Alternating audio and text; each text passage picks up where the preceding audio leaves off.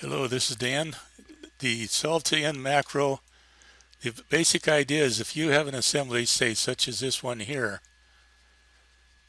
and it's taken a long time to rebuild the mates, if you could rebuild just the last portion of the mates or the constraints, it would cut down your solving time.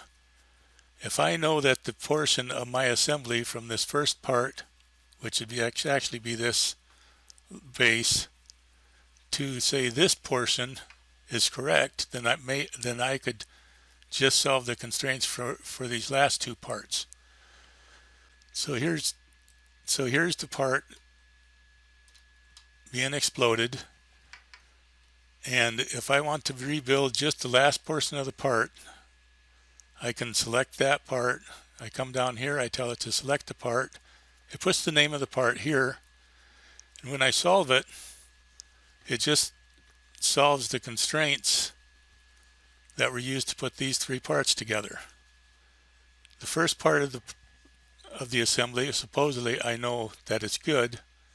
If I wanted to solve these from the beginning, I could select the very first base part, which is this side 01. I select the part here so that the name's here. I click solve and it goes through and solves all the constraints. Like I said, if I know that this first portion is correct and I only need to solve this last one, I should be able to select the last portion and just solve the last portion.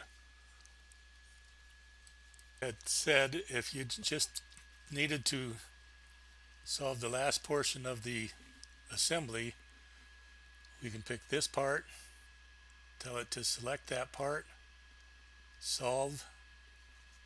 It solves just the last step, and you can tell that here it only solved 9 constraints out of the last 26, which means that it did not solve any of these first constraints because supposedly those are good. We only needed to solve the ones to get these last few parts solved.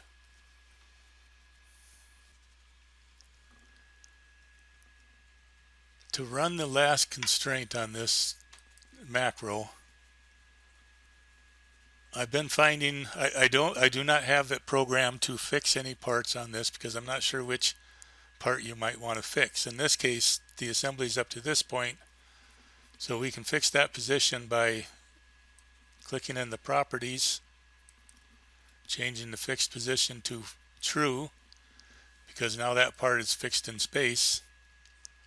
We can click on here, control key, click that surface, and we will tell these to be a concentric, and now you can run just the last constraint, and it's done down here. It just has just the plain constraint is all that it ran.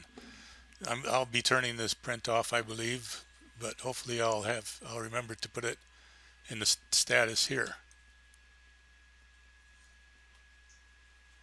So there's our part. You might not want it up that way, so we will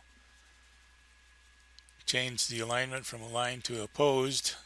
At this point, if you run the last constraint, it's not going to update that, so we have to push this accept, and then we can run it, and you can see that the direction was exchanged. From this portion, if you want to align this axis with the center of the part, we'll go ahead and accept that's this one because I'm pretty sure it's going to be okay. We run the last constraint. It ran the